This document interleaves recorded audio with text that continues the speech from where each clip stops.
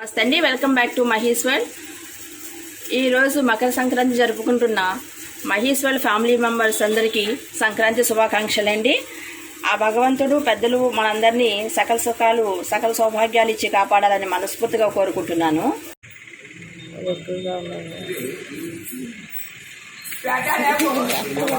కోసం రైస్ కుక్కర్లో రైస్ పెట్టానండి. రైస్ కంప్లీట్ అయిపోయింది. పులిహార కోసం చింతపండు పులుసు రెడీ చేసుకున్నాను. ఇప్పుడు తాలింపు వేస్తున్నాను. పన్నీర్ వేసాను, పచ్చిశనగపప్పు వేస్తున్నాను.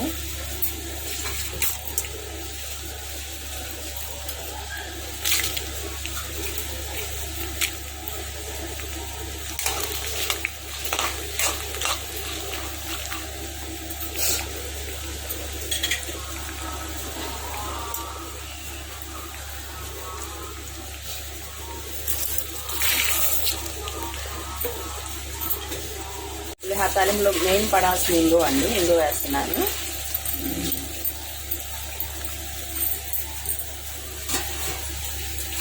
అదే తాలింపు అంతా వేగిందని చింతపండు పులుసు దాంట్లో వేసేస్తాను. రైస్లో కలిపేస్తాను. చక్కెర పొంగల్ రెడీ అయిందండి.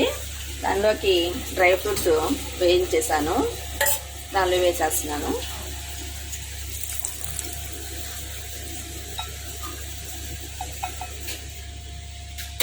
వేస్తున్నానండి. ఇలా గిన్నెకి ఇట్లా కర్చీఫ్ కట్టి వేస్తున్నాను. దీనికి ఇలా వేయటం వల్ల గారెలు మంట పడట్లేదు. ఇది బాగా యూజ్ అవుతుందండి.